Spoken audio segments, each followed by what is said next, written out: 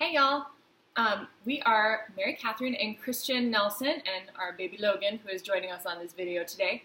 Good morning. We're going to be talking to you about the science of how essential oils work in the body. Christian is finishing up his last year of chiropractic school, so he's going to be a chiropractor and he's going to be specializing in functional neurology. So he's studied a lot about how things work in the brain and how that connects to the rest of the body. So he's going to go over a little bit about how essential oils work. Alrighty, guys. So first off, good morning. To understand how the oils affect the body, I want to talk about a little bit of anatomy. It all starts with anatomy. Your cell is surrounded by something called a phospholipid bilayer. And so this is a membrane, a double-layered membrane that keeps the inside stuff inside and the outside stuff outside. But it's selectively permeable. And that's really important because it means that it can choose what comes through. And there are two ways that things can come through. One is with a carrier protein. One is with a channel, third way, or they can diffuse across if they're fat soluble. So the things that govern these channels and these carrier proteins are receptors. And there are receptors on the outside of the membrane, and there are receptors inside the cell as well. The way that the oils function is that they bind to these receptors and they make a change in a carrier protein or a channel. And these will then start a cascade that affects protein synthesis, the making of different proteins. And that's how the cell responds to different stimuli. So if you need to ramp up an immune response, you need to affect protein synthesis. If you need to calm down an immune response, same gig.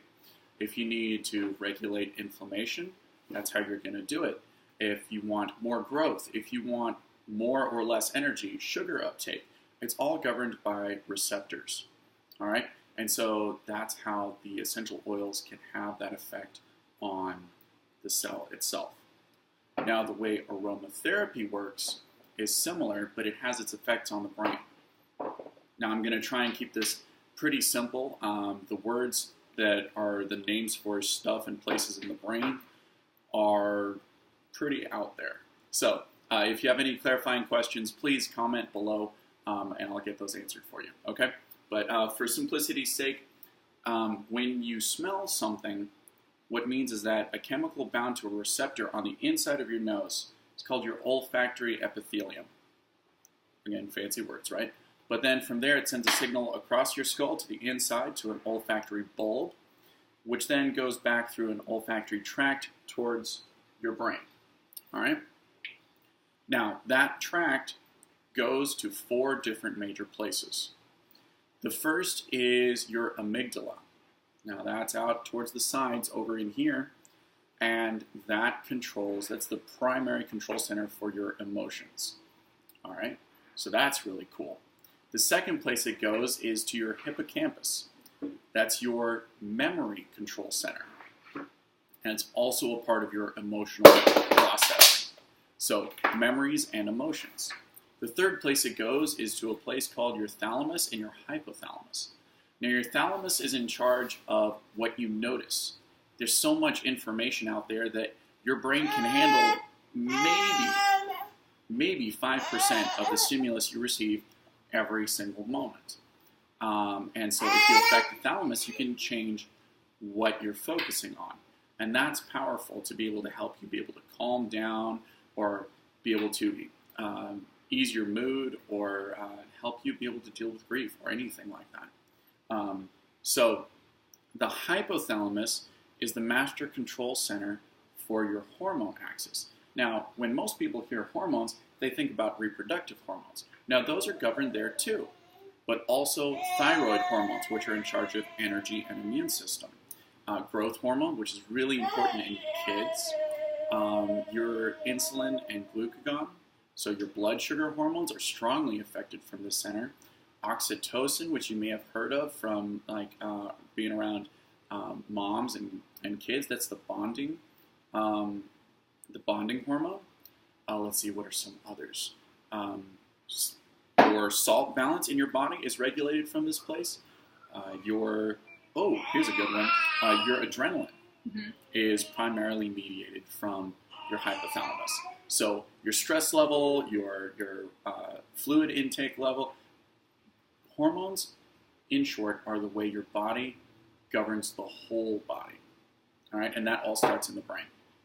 Now, the fourth place that these oils, that this tract projects to, so you smell something and the information goes to memory, it goes to emotion, it goes to your filter and emotional center.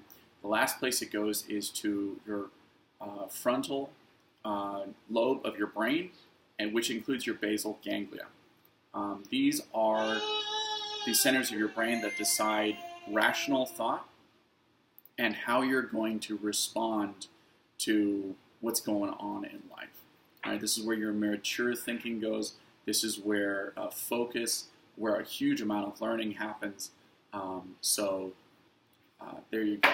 So to wrap it all up with a pretty pink bow, the way that oils work is that the constituents in the oil bind to a receptor, which sends a signal, which affects a beneficial response in your body, either right there in that cell, or in the case of in the neurons in your brain, it causes signals to be sent elsewhere, which can cause global effects on your whole body. Thanks, guys, for spending time with us today. I hope you learned something. Again, we're Christian and Mary Katherine Nelson. If you have questions, please PM us or leave a comment below and tag us, and we'll get right back to you. Yep. Thanks, guys. Have a great day.